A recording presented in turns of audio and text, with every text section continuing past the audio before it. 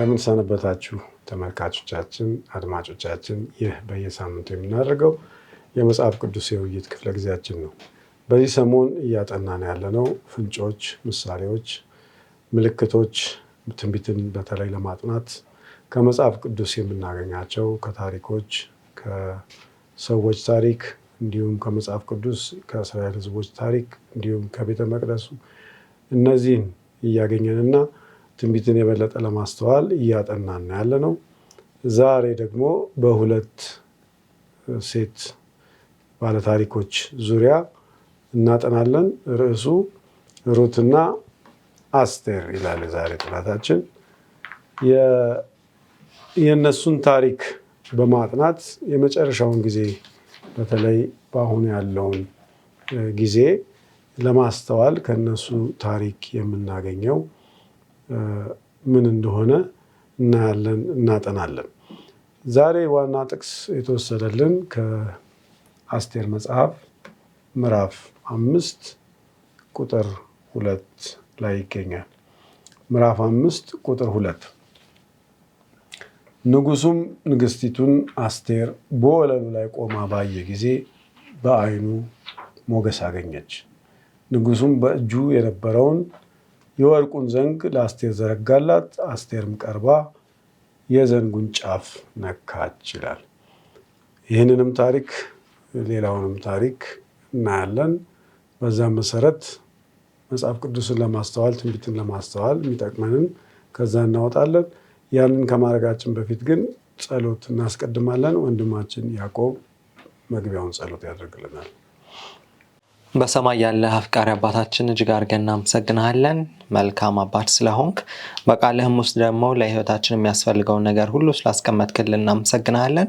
አሁንም ደግሞ በዚህ በሩትና በአስቴር ታሪክ ውስጥ እንዴት ለመጨረሻው ህዝብ የሚሆነውን መልእክት እንዳስቀመጥክ ስናጠና ሳለ መንፈስ ቅዱስ ለእያንዳንዳችን በሚገባ መልኩ እንዲያስተምረን ይህንንም ፕሮግራም በተለያየ መንገድ የሚመለከቱትን ሁሉ መንፈስ ቅዱስ ለልባቸው እንዲያስተምር እንድትገናኛቸው እንለምናለን። ጊዜ ሰዓቱን ሁሉ ተቆጣጠር፣ በክርስቶስ ኢየሱስ ስም አሜን። እንግዲህ ዛሬ እንዳስቀመጥኩት በሩትና በአስቴር ታሪክ ላይ ነው የምናጠናው። የሩትን ታሪክ እስቲ መጀመሪያ ባጭሩ እናንሳውና ከዛ ወደ ዝርዝሩ እንገባለን። የሩትን ታሪክ እንግዲህ የምናገኘው በሩት መጽሐፍ ላይ ነውና ገና ሲጀምር መጽሐፉ ስለ አንድ ቤተሰብ በመተረክ ይጀምራል።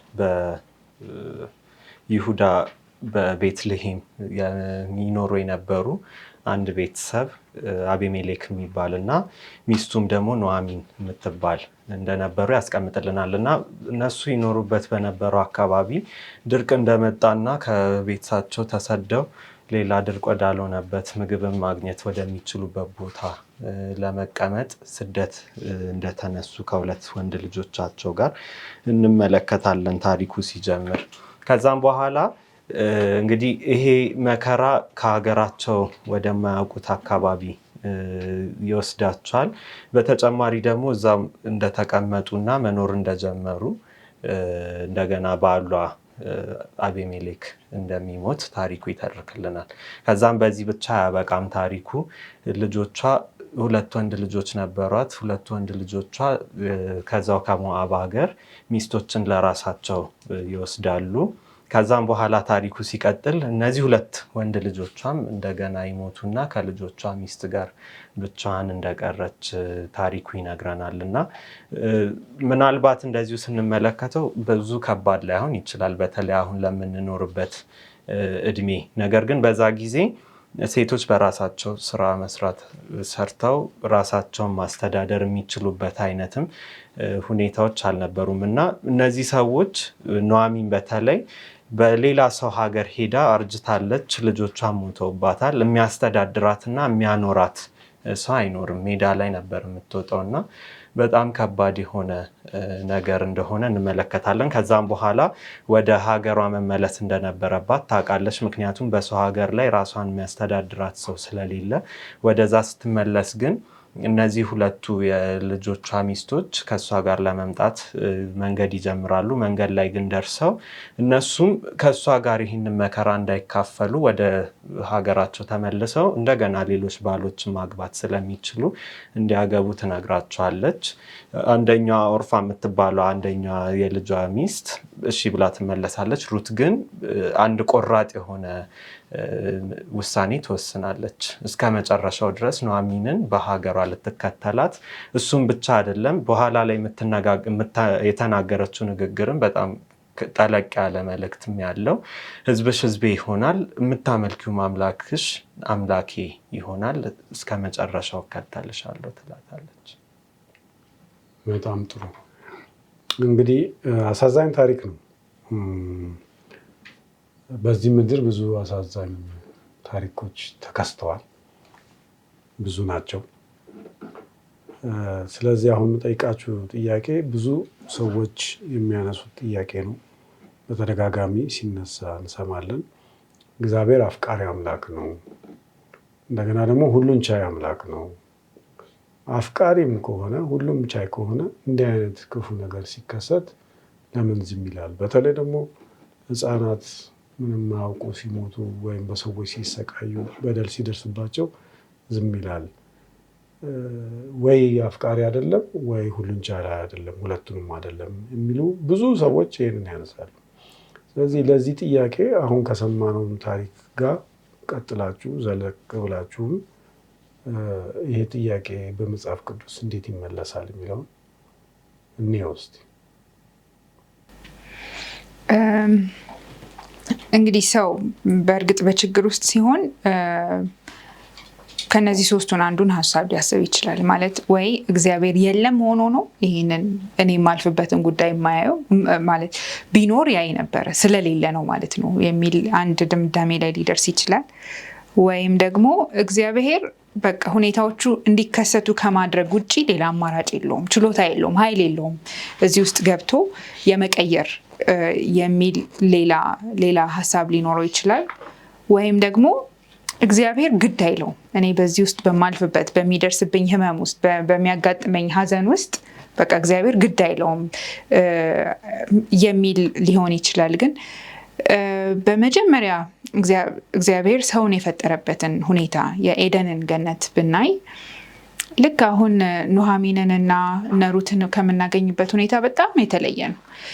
ኤደን ነገሮች ሁሉ በሙላት የሚገኙበት፣ ምግብ የማይታጣበት፣ ከፈለጋችሁት ብሉ ከዚህ ውጭ የተባሉበት አይነት ሁኔታ ነበርና የእግዚአብሔር የመጀመሪያ ሀሳብ ሰዎችን እንደዚህ በሚያልቅ ሊጠፋ በሚችል በጣም አናሳ በሆነ እርስ በርስ በሚራኮቱበት ችግር በበዛበት ሁኔታ እንዲቀመጡ ሳይሆን ይልቁንም ምንም ነገር ሳይቸገሩ በነፃነት በቅርበት ሊያገኙበት በሚችሉበት ሁኔታ ውስጥ ነበር ያስቀመጣቸው እና ነገር ግን ልክ ይሄ የሰው ልጅ ከወደቀ በኋላ ግን አንደኛው እንግዲህ የሆነው ነገር ምንድነው? ጥረህ ግረህ ነው የምትበላው እና ቤተልሔም የዳቦ ቤት ማለት ነው። እቺ ቤተልሔም የረሃብ ስትሆን ያለውን ኮንትራስት ወይም ንጽጽር ማየት እንችላለን እና የእግዚአብሔር ሀሳብ ነገሮችን ሁሉ በቅርብ ማግኘት ነው እና እግዚአብሔር የሰዎች ልጆች ለመረጡት ምርጫ ጣልቃ ሳይገባ የመረጡትን ምርጫ እንዲመርጡ እንዲኖሩ ፈቅዶላቸዋል እና ከዛ ጋር ተያይዞ እንግዲህ የክፉ እውቀት ሲመጣ ረሃቡም፣ ሀዘኑም፣ ሞቱም፣ ችግሩም፣ መጨካከኑም አብሮ እንደመጣ እንመለከታለን እና ይሄ ከመጀመሪያው ከእግዚአብሔር ሀሳብ ጋር በደንብ እያነጻጸረን ብናየው የእግዚአብሔር ሀሳብ በእነዚህ መከራዎች ውስጥ እንድናልፍ የሰው ልጅን የፈጠረው በቃ ለመከራ ለችግር አይደለም። ግን የሰው ልጅ ኃጢአትን ሲመርጥ የራሱን ሀሳብ ወይም የሰይጣንን ሀሳብ በገዛ ጊዜ አብሮ ይህን ችግር፣ ይህንን መከራ፣ ይህንን ስቃይ አብሮ መርጧል እና እግዚአብሔር የሰው ልጅ ለመረጠው ምርጫ እንዲኖረው ፈቅዶለታል። ቅድም ካስቀመጥሻቸው ከሶስቱ እይታዎች ግን ሌላ ደግሞ አራተኛም አሁን ያስቀመጥሽው መጽሐፍ ቅዱሳችን የሚነግረን ትክክለኛውም ደግሞ እይታ እንዳለ እረዳለሁ። ምክንያቱም እግዚአብሔር እንደው ሰው እንደዚሁ ፈጥሮ ፍጥረቱን እንዲሁ በቃ ባወጣ ያውጣው ብሎ የተው አምላክ አይደለም። አሁን እንዳየነው መሬትም እሾህና አሜኬላን አበቀለች። ከዛም በኋላ እንደው በቃ የምርጫ ውጤት ነው፣ እንደዚሁ በምርጫ ውጤት መጥፋት መጨረሻ ነው አላለም። እግዚአብሔርን የሚያስገርም አምላክ የሚያደርገው መጽሐፍ ቅዱሳችንም ከመጀመሪያ ጀምሮ እንግዲህ የሚነግረን እግዚአብሔር ያንን ሁሉ ህመም ራሱ ወሰደው አይደል? ያንን ሁሉ የእሾሁን ሁሉ በራሱ ላይ ወሰደና ራሱ ሰው ሆኖ ያንን ሁሉ ሰው በምርጫው እንግዲህ እነዛ ጥያቄዎች መጀመሪያ ላይ ያነሳቸው ጥያቄዎች ትክክል የማይሆኑት እግዚአብሔር ሰውን ፈጥሮ እንደዚሁ አልተውም። እግዚአብሔር መጀመሪያ ሰውን ሲፈጥረው ልክ አርሴማ እንዳስቀመጠችልን በጣም ውብ በሆነ ፍጹም በሆነ ኤደን ውስጥ ነበር ያስቀመጠው። ግን ሰው በምርጫው ከዛ ውስጥ መውጣትና በኃጢአት ምክንያት የመጣውን ውጤት መዓት ሁሉ መቀበል እንግዲህ የምርጫችን ውጤት ሆነ።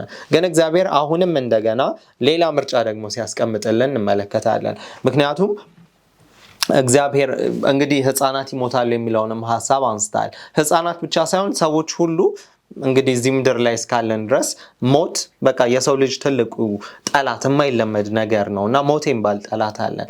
እግዚአብሔር ለዛ መልስ ባይሰጥ ኖሮ አዎ እግዚአብሔር ምናልባትም በቃ ይሄ እነዛ ሰዎች እንደሚሉት ነው ልንል እንችላለን። ግን እግዚአብሔር ለዛ ሞት ለተባለ ለሰው ልጆች ጠላት መፍትሄ የሰጠ አምላክ ነው። ለዛ ሞት ራሱ መጥቶ ሞትን በመሞት የዘላለምን ህይወት እንካችሁ ብሎ ያስቀመጠ የሰጠን አምላክ ነውና ያንን ጥያቄ አሁን በሌላ አቅጣጫ ስናየው እግዚአብሔር ለዓለም ሁሉ ለሰብአዊ ዘር ሁሉ የዘላለም ህይወትን ዋጋውን ከፍሎ ሰጥቷል።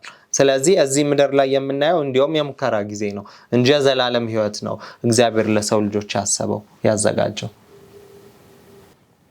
እንዲያው ቅድምም ጄክ ያለውን ሐሳብ ላይ በደንብ ለማጠናከር እንዲሁ ለምርጫችን ቢታን ኖሮ ምናልባት እነዚህን ጥያቄዎች በደንብ ማንሳት እንችል ይሆናል። ነገር ግን ከኛም ሁሉ በላይ እንደኛ ሆኖ እኛ ልናልፍበት የሚገባንን መንገድ ሁሉ የመሬትንም እኛ የምንሰቃያቸውንም ስቃዮች ክርስቶስ ተሰቃይቷልና በዚህ ሁሉ ጉዞ ላይ እንግዲህ ከኛው ጋር አብሮ ሾሁንም ችግሩንም መከራውንም እግዚአብሔርም እየተቀበለ መሆኑን በደንብ መጽሐፍ ቅዱሳችን ላይ ሄደን ስናጠና መረዳት እንችላለን። እግዚአብሔርም በህመም ውስጥ እንዳለ ማለት ነው።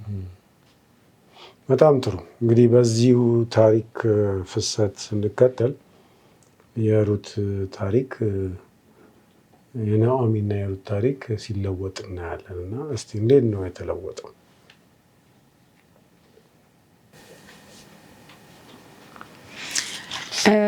እነ ሩት የሚዛመዳቸው ኃይለኛ የሆነ ሰው ያስፈልጋቸው ነበረ። ምክንያቱም አሁን የቀሩት ሰዎች ያው ሩት ብቻዋን ናት፣ ቅድም እንደተጠቀሰው ሴት ናት እና መሬት ለመግዛት የራሷን የሆኑ ንብረቶች ለመውሰድ እንግዲህ አንድ ኃይለኛ በደም ይዛመዳት ሰው ያስፈልጋት ነበር እና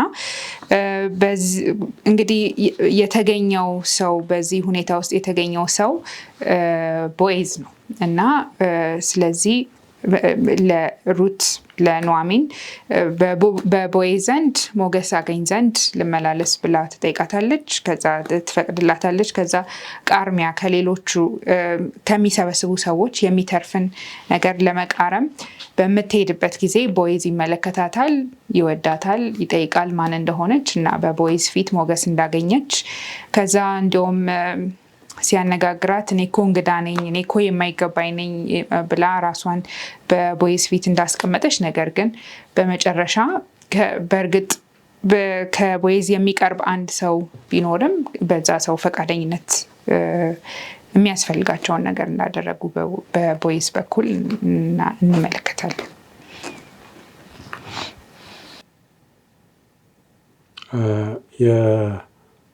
እንግዲህ የቦዔዝ መገኘት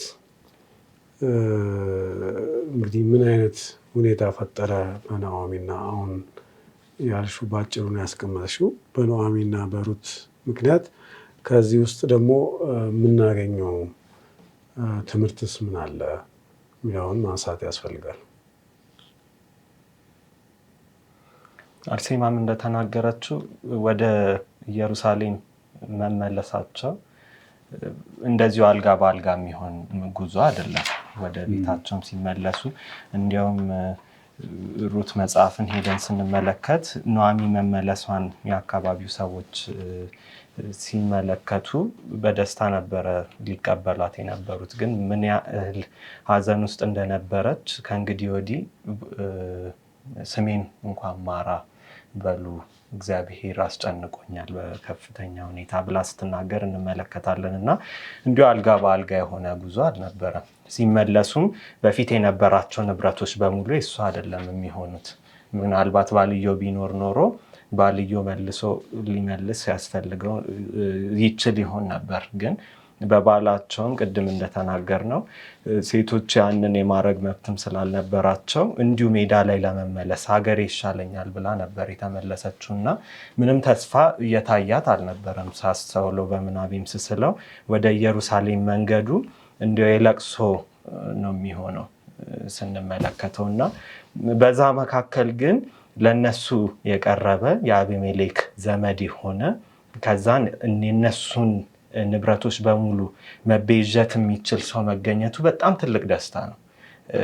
እንደ እድል ነው። ሩትም ሄዳ በዛ በእርሻው መሃል ስትቃርም የቦዓዝ መሆኑን የተመለከቱት።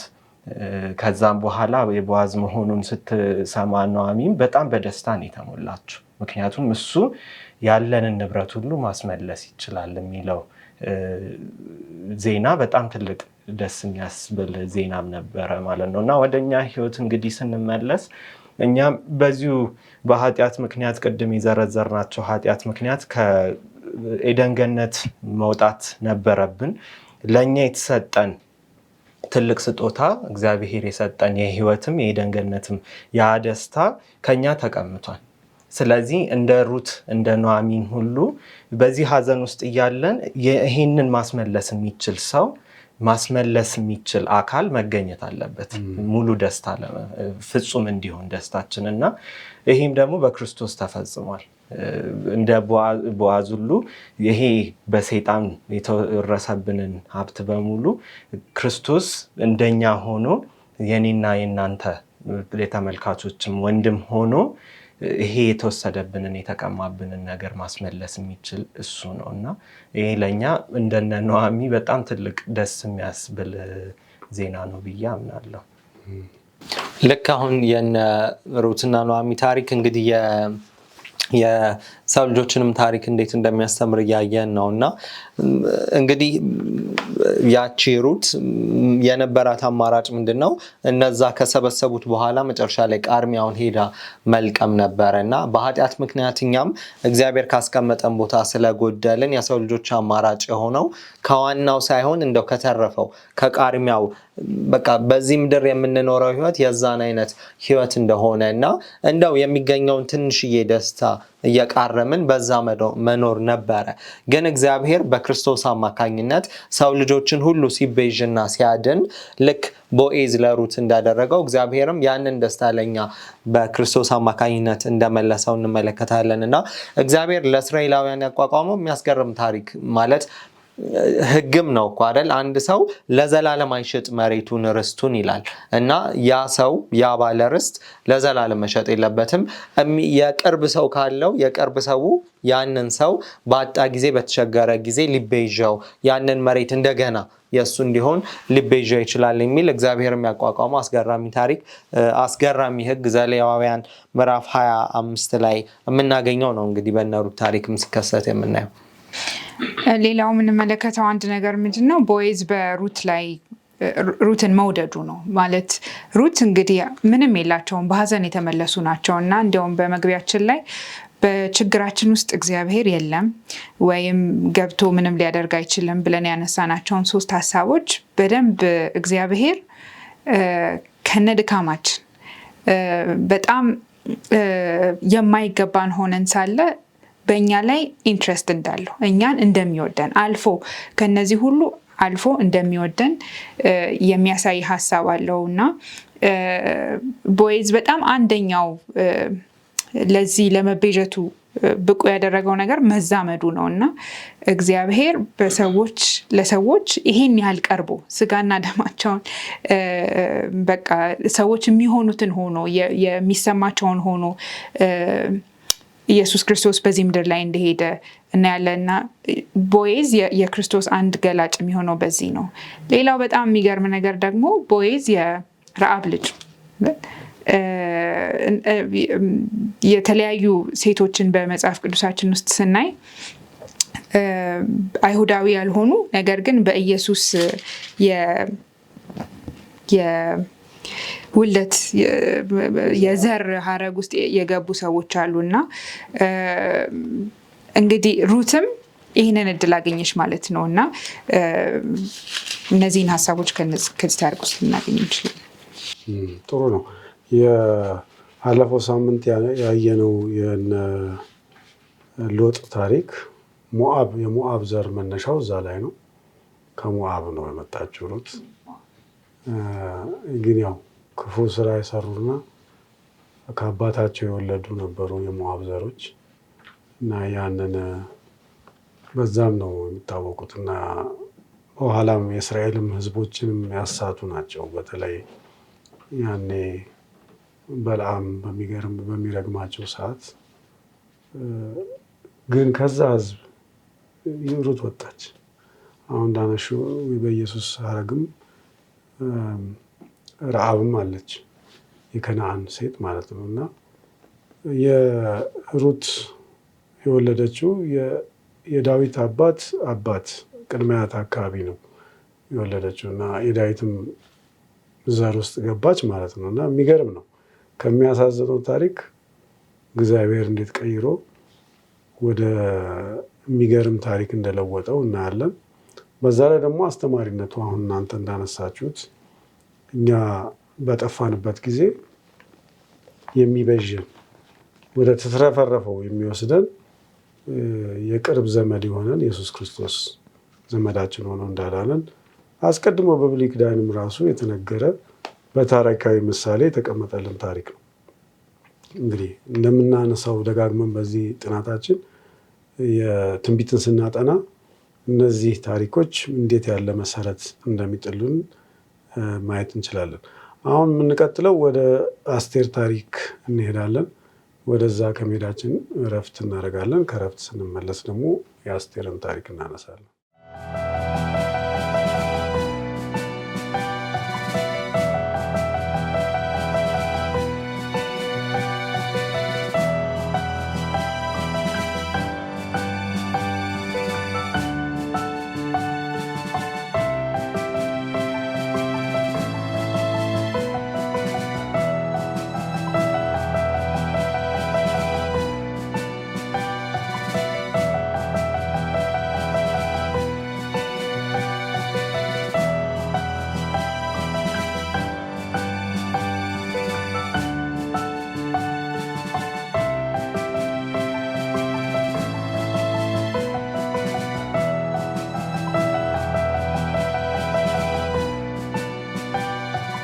እንግዲህ ወደ አስቴር ታሪክ እንመጣለን ብያለሁ። ከዛ በፊት ግን በዚሁ በእነ ሩት ታሪክ ላይ ሆነን አንዳንድ የሚነሱ ጥያቄዎች አሉና እነሱን እስቲ እናንሳቸው።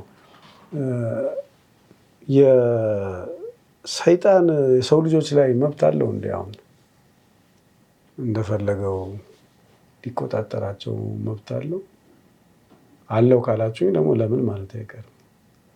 እንግዲህ አንድ ሰው ራሱን ለእግዚአብሔር ካስገዛና በእግዚአብሔር መጠጊያውን በእግዚአብሔር ካደረገ ሰይጣን ምንም ኃይል በሱ ላይ አይኖረውም። ነገር ግን መጠጊያውን በእግዚአብሔር ዘንድ ያላደረገ መታመኛውን እግዚአብሔር ያላደረገ ሰው ያው ከእግዚአብሔር ውጪ ስለሆነ ሊቆጣጠረው የሚችል ሰይጣን እንደሆነ ነው የምናስተውለው። በእግዚአብሔር ላይ የታመነ ሰው ግን ሰይጣን በሱ ላይ ኃይል ሊኖረው አይችልም።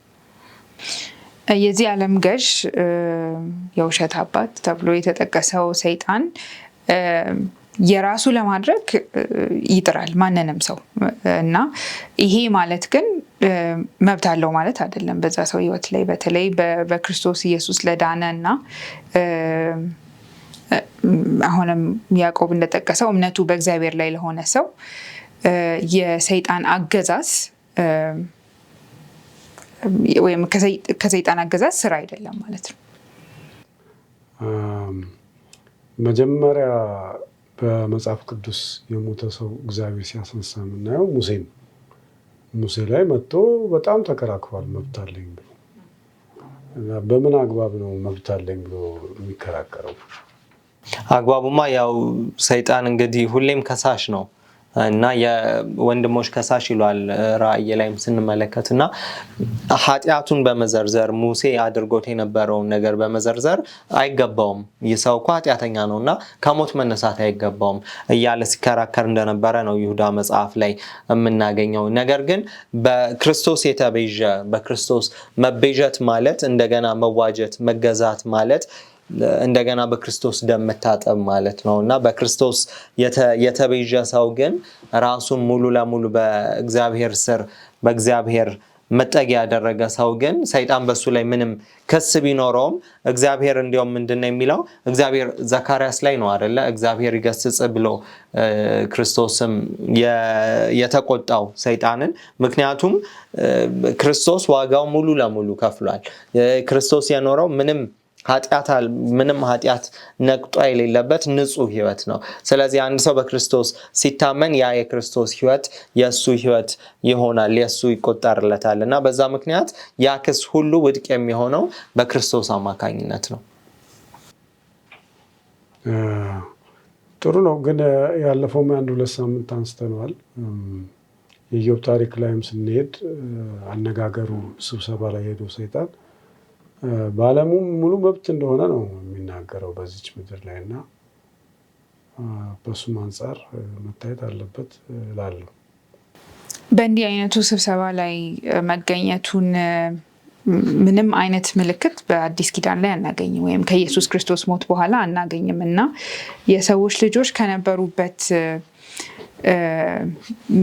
እንዲሁም ኤፌሶን ላይ ጥሩ አድርጎ ይገልጿል። በአየሩ ላይ ለሚመላለሰው ስልጣን ተገዢዎች ነበርን ይላልና ግን በልጁ በክርስቶስ በኩል ኃይል እንደተሰጠን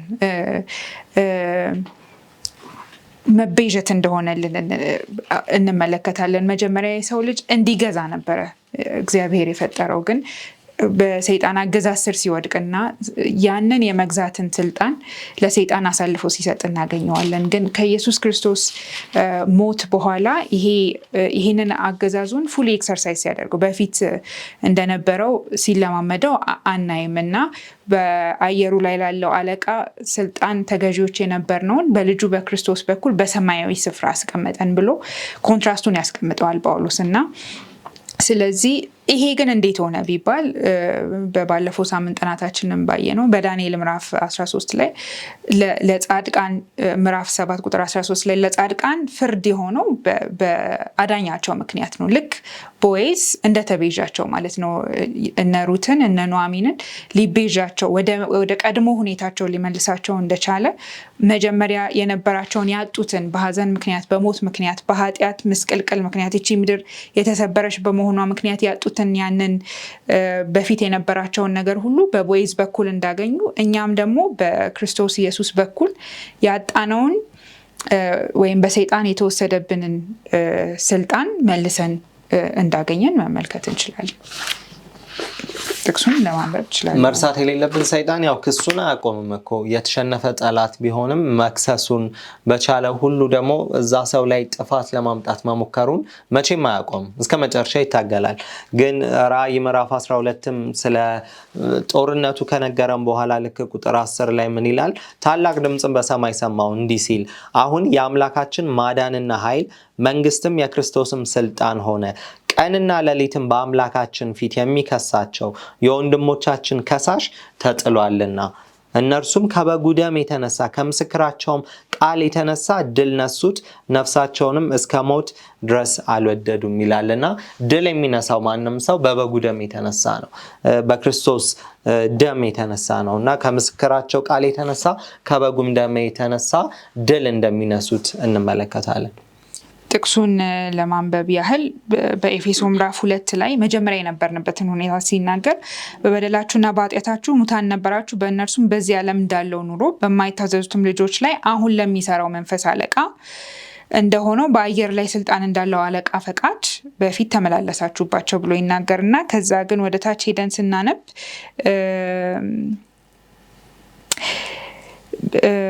ቁጥር 8 ላይ ጸጋው በእምነት አድኗቸዋል፣ ይህም የእግዚአብሔር ስጦታ ነው እንጂ ከእናንተ አይደለም፣ ማንም እንዳይመካ ከስራ አይደለም ብሎ ይናገራልና ጸጋው በእምነት ምክንያት ወደ ነበርንበት ከነበርንበትም በሚበልጥ ሁኔታ እንደተቤዠ እናያለን።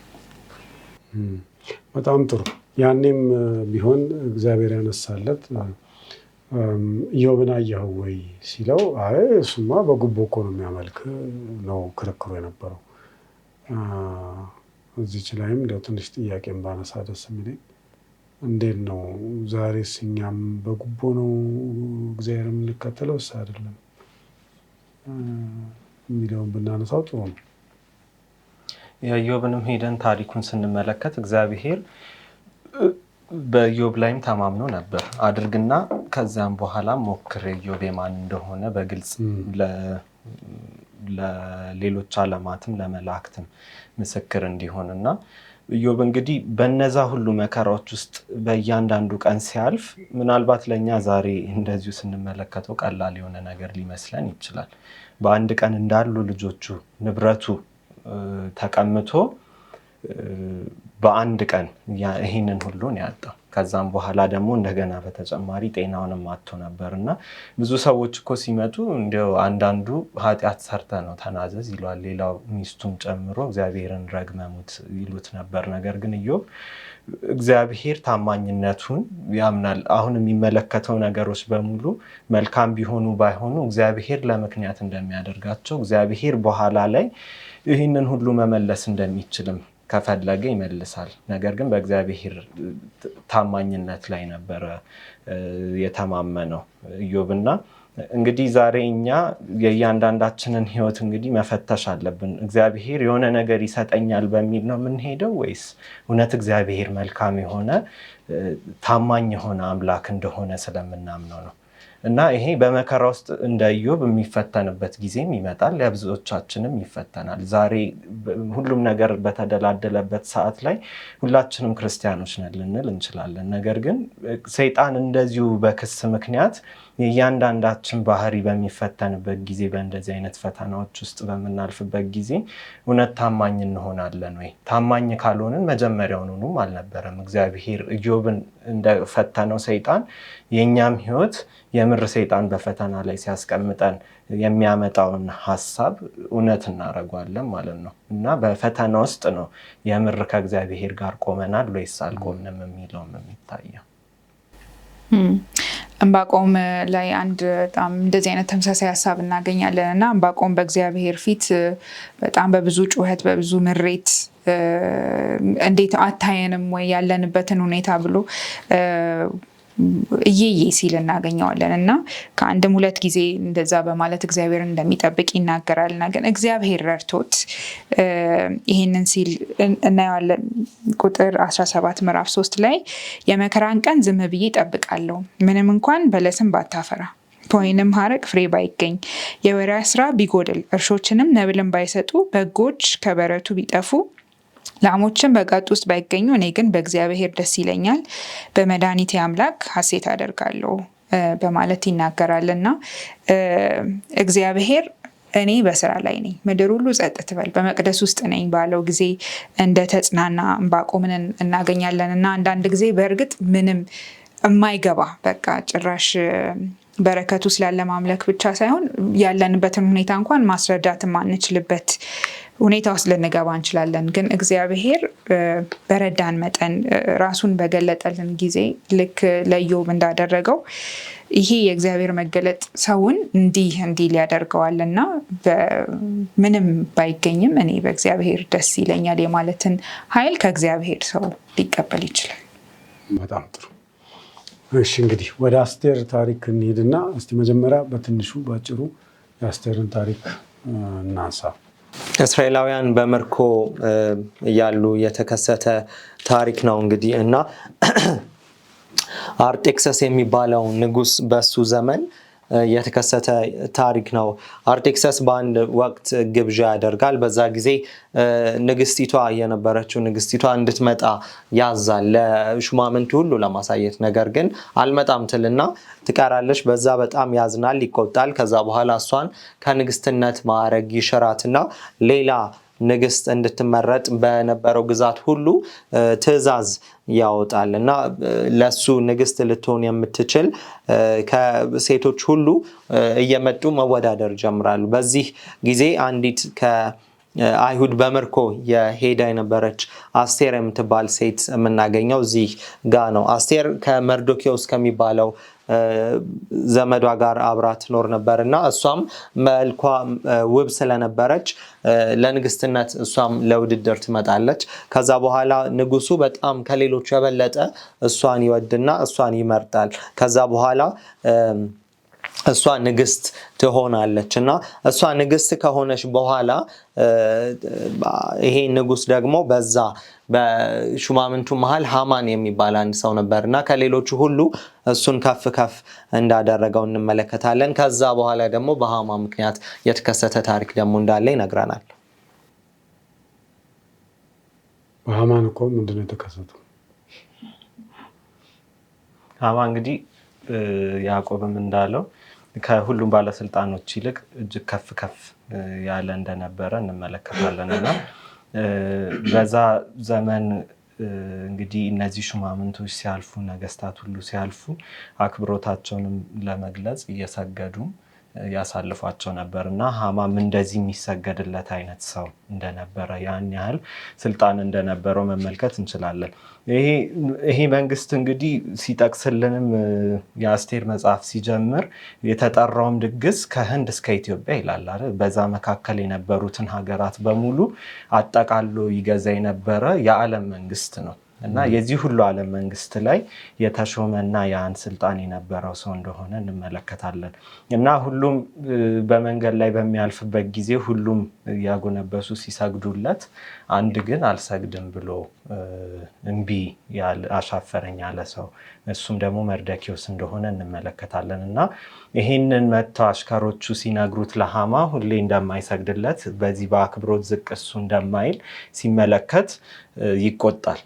ሃማም ለምንድነው ይሄ የሆነ ያልሆነው ብሎ በተደጋጋሚ እንግዲህ መርዶክዮስ ይሄንን ሲያደርግ መርዶክዮስም አይሁዳዊ እንደሆነ ስላወቀ አይሁዳውያን ደግሞ በሙሉ መንግስት ውስጥ ያሉት አይሁዳውያን ለንጉሱ ህግጋቶች እንደማይመሩና በተለየ አይነት ስርዓት እንደሚመሩም ይነገራቸዋል እና በዚህ ምክንያት ሙሉ አይሁዳዊ ከመንግስታቸው በአንድ ቀን እንዲያጠፉ ህግ እንዲወጣ ከንጉሱ ጋር ይማከርና ንጉሱም የትልቁ ሹማምንቱ እሱ ስለነበረ የወርቅ ቀለበቱን አውጥቶ አንተ የፈለከውን ነገር እንድታደርግ ይሏል። ስለዚህ በአመት ውስጥ አንድ ቀን መርጠው በዛ ቀን በመንግስቱ ያሉት አይሁዳውያን በሙሉ በአንድ ቀን እንዲጨፈጨፉና ዘራቸው በሙሉ እንዲጠፋ በአንድ ሰው ምክንያት ይሄ ህግ ይወጣና ሃማም ይሄንን ለማስፈጸም ጉዞ እንደሚጀምር እንመለከታለን።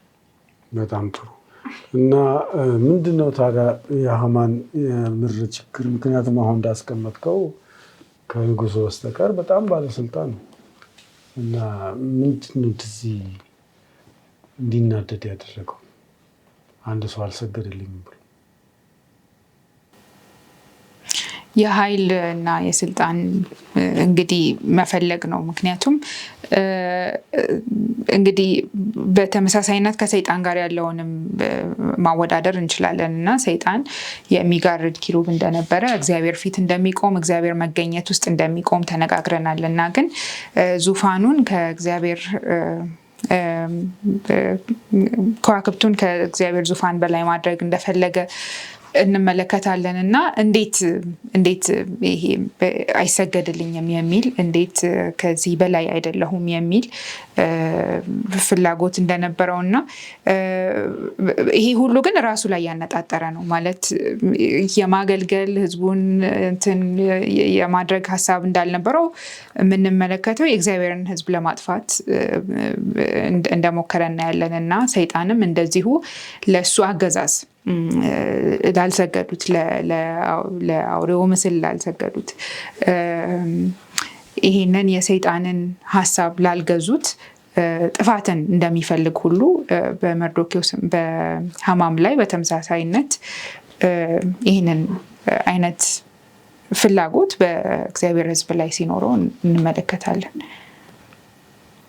አንድ ሰው ይሄ ፓወር ወይም ደግሞ ኃይል ሙሉ ለሙሉ ለመቆጣጠር ሲፈልግ እንግዲህ እንደዛ አይነት የትዕቢት ደረጃ ነው የሚደርሰው። ምክንያቱም አንድ ሰው ይበቃል ያንን ሁሉን ነገር ተቆጣጠርኩት ባለ ጊዜ በቃ እንደገና መሬት አፈር ሊጥልበት የሚችል ምክንያቱም አንድ ሰው እምቢ ያለው ማለት ያ ሁሉ በቃ የተሰማው እብሪቱ ሁሉ ነው አፈር የሚበላው እና ያን ነው ያጋጠመው ሐማን። ምክንያቱም በቃ ንጉሱ ከማንም በላይ ከሁሉም በላይ ከፍ አድርጎታል። ከንጉሱ ቀጥሎ ያለው እንግዲህ እሱ ነው። ማንም ሰገደለትም አልሰገደለትም ያ ቦታ ተሰጥቶት ነበር። ግን በልቡ ያለው እብሪትና በልቡ ያለው ትዕቢት በቃ እያንዳንዱ ሰው ለሱ ወድቆ እንዲሰግድ ንጉሱ ራሱ ያልፈለገውን እሱ ሲመኝ እንመለከታለን እና ይሄንን ሁሉ ደግሞ በቃ ሲያፈርስበት የምናየው ለእግዚአብሔር ታማኝ የሆነው መርዶኪዎስ እንደሆነ እናያለን። ከዚሁ ጋር ተያይዞ እንግዲህ ይሄ መርዶኪዎስ የሚባለው ሰው ደግሞ ንጉሱ ሲያከብረው እናገኛለን እና ከዚህ በፊት የሰራው ነገር ከመዝገብ ላይ ተጣርቶ ንጉሱ መርዶኪዎስ እንዲያርጎልሃል ተብሎ እና ይሄ መርዶኪዎስ እሱ ለሐማ ያልሰገደው መርዶኪዎስ ንጉስ ያከብረው ዘንድ ለሚወደው እንዲደረግለታል የተባለ የተለፈፈ ጭራሽ በሚያይበት ጊዜ ይሄ እንዴት አልሰገደልኝም እንዴት በሙላት ይሄ ስልጣን አልመጣም እኔ ጋር የሚለውም ቅናት እና እብሪት እንደነበረበት እንመለከታለን። በጣም ጥሩ። እንግዲህ እያጠናን ያለነው በመጨረሻ ጊዜ የሚከሰቱ ክስተቶች ታሪክ መሰረት ለመጣል ነው። ስለዚህ ይሄ ትምህርት አሁን ያነሳችሁ ትምህርት በመጨረሻው ጊዜ ከሚከሰት ጋር ምን አይነት ተዛማችነት አለው? ታሪኩን ወደ መጨረሻ ስናመጣው ምንድነው እንግዲህ የእስራኤል ህዝብ በአንድ ጊዜ እንዲጠፋ ነው እና በዚህ ጊዜ ግን በንግስና ላይ የነበረች ወይም ወደ ንጉሱ የመግባት እድል የነበራት አስቴርን የተባለችን ሴት ቆንጆ ሴት እንመለከታለን እና እንግዲህ እያጠናን ያለነው በመጨረሻው ዘመን ካለው ሁኔታ ጋር ስለሆነ ይሄ ህዝብ ሊጠፋ ነው። በፍርድ መጓደልም ይሁን በምንም ምክንያት ሊጠፋ ነው እና ግን እግዚአብሔር በዛ ወደ ንጉሱ መግባት የተሰጣትን እቺን ሴት ምናልባት ለዚህ ጊዜ ያስቀምጧት እንደሆነ ብሎ መርዶኪዎስ ሲሞግታት እናያለን እና በእሷ ምክንያት ይሄ በህዝቡ ላይ የታወጀው ጥፋት እንደቀረ እንመለከታለን እና ይሄ የሚሆነው እንዴት ነው? ወደ ንጉሱ ለመግባት በመጠየቅ ንጉሱም ደግሞ በትሩን በማንሳት ወደ እሱ እንድትገባ በመፍቀድ ይሄንን ለሁለት ጊዜ በማድረግ ከዛ በኋላ ጉዳዩን በማስረዳት እንዲሁ ህዝቡ እንዲተርፍ ምክንያት ሆናለች እና ስለዚህ እግዚአብሔር በሰዎች አማካኝነት ህዝብን እንደሚታደግ በመጨረሻውም ዘመን አመላካች የሆነ ታሪክ ነው። ትልቁም ሌላም የምናየው ነገር እንግዲህ በመጨረሻው ጊዜም የእግዚአብሔር ህዝቦች በጣም ትልቅ መከራ እንደሚመጣ ይነግረናል።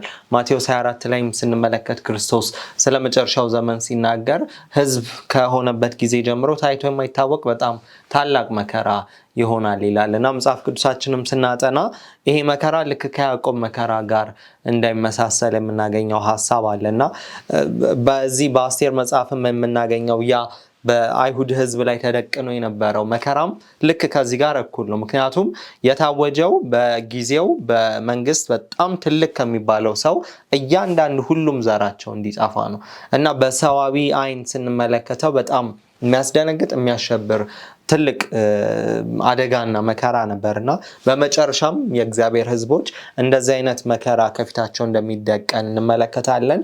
ግን ደግሞ የሚያስደስተው ያ መጨረሻው አይደለም። መጨረሻው ልክ የአስቴር ታሪክ እንዳለቀው እግዚአብሔር ያንን እንደሚገለብጥና እግዚአብሔር የእግዚአብሔርን ሕዝብ እንደሚታደግ በመጨረሻም የእግዚአብሔር ሕዝብ በዛ በያዕቆብ መከራም ቢያልፍ ነገር ግን ከዛ እንደገና እግዚአብሔር ታድጓቸው ለክብር እንደሚያበቃቸውና መጨረሻውን ያማረ እንደሚያደርገው እግዚአብሔር ከአስቴር ታሪክ የምንማረው እሱ ነው።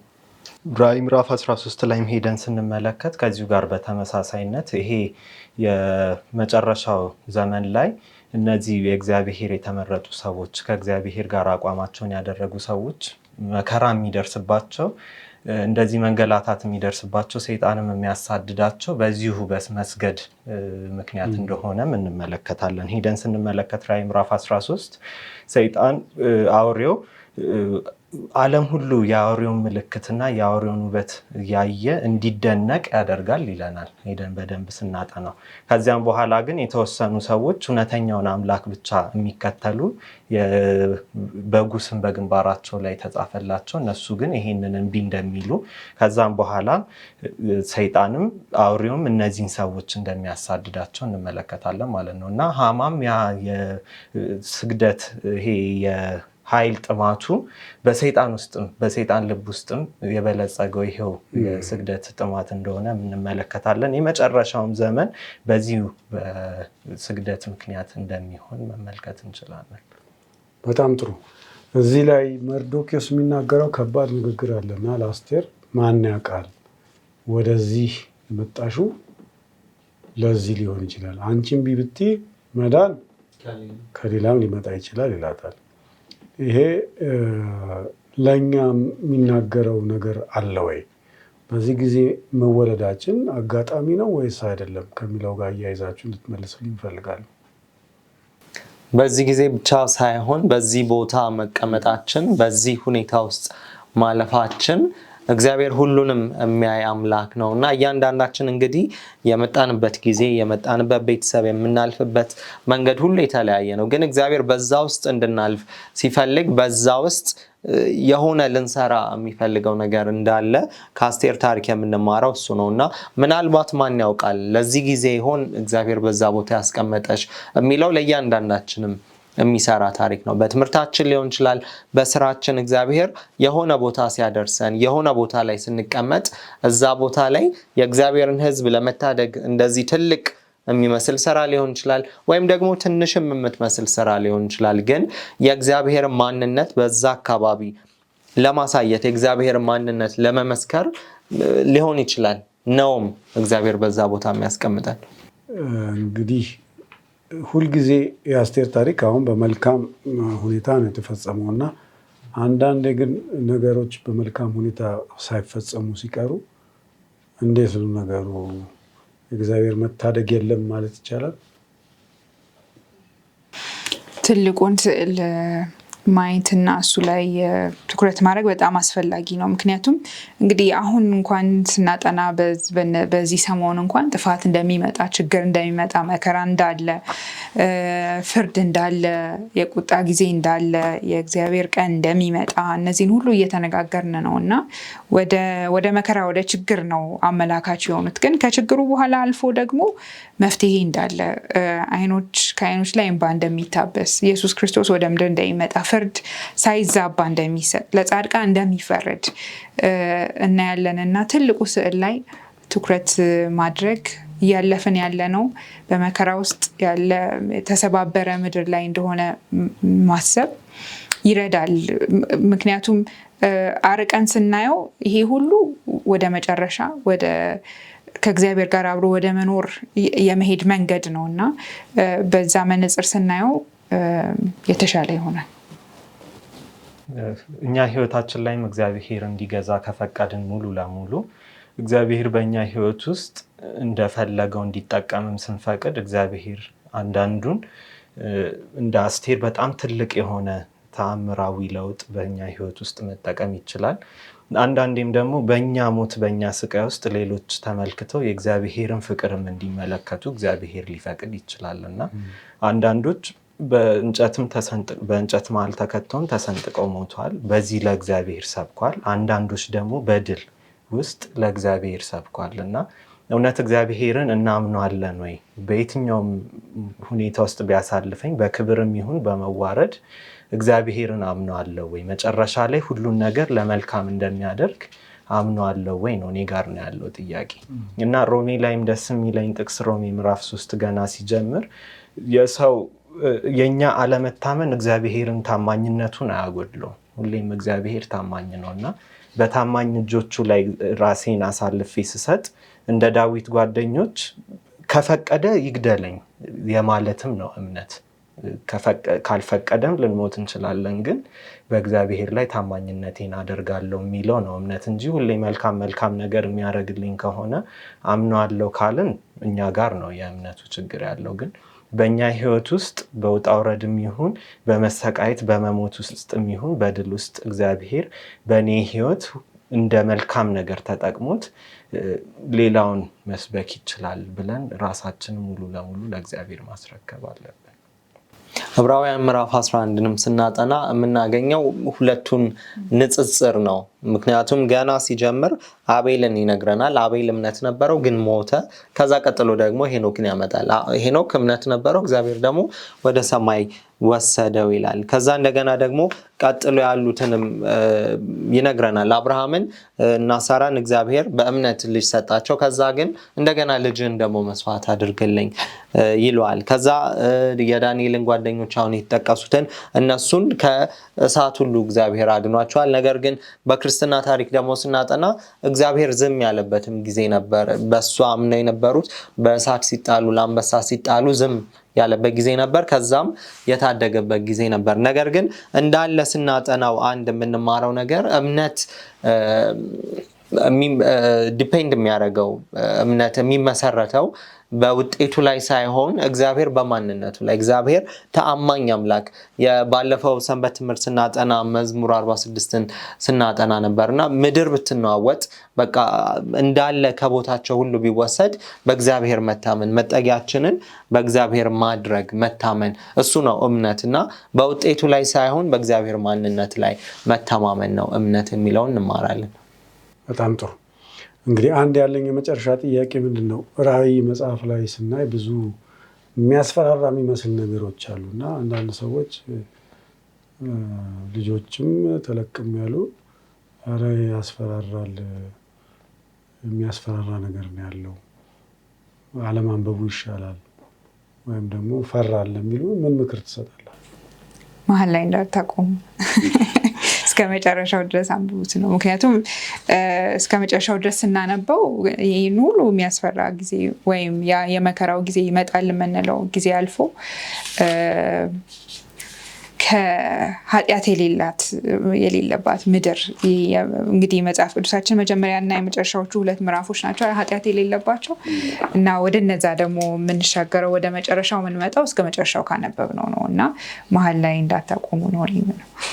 ስንጀምረውም እኮ ብዙ ጊዜ ይመስለናል እንጂ ራዕይ መጽሐፍ በቃ ስለሚያስፈሩት አውሬዎች ስለዛ ነውጥ ይመስለናል እንጂ ሲጀምርም የራዕይ መጽሐፍ ስለ ማን እንደሆነ ሲነግር የሚናገረው ስለ ክርስቶስ ስለ በጉ እንደሆነ ነው የሚነግረን እና የመጀመሪያው ምዕራፍም ስንመለከት በሰማይ ስላለው መቅደስ ከዛ በኋላ በጉ እንዴት ድል እንደነሳ በሰማይ ያለውን አምልኮ ነው የሚነግረን እና ልክ አርሴማ እንዳለችው እስከ መጨረሻው ከሄድን እስከ መጨረሻው ያለውን ታሪክ እናገኛለን። መሀል ላይ ግን ካቋረጥን አሁን በመሀል ላይ ያሉ ነውጦች በመሀል ላይ ያሉ ብዙ የሚያስፈሩ ነገሮች እዛው ላይ እንቀራለን። ግን እግዚአብሔር መልካም የሚያደርገው እነዛ ነገሮች እንደሚከሰቱ እያወቀ ዝም አላለም። ለልጆቹ አስቀድሞ የሚሆነውን ነገር እየነገረን በኋላ ሲመጣ እንድንዘጋጅ እየነገረን እያስታወሰን እየመከረን ነው። ስለዚህ እነዚህ ነገሮች የሚከሰቱ ናቸው። በተለያየ ምሳሌ እያደረገ የነገረን ምክንያቱም ልጆቹን ስለሚወድ ነው።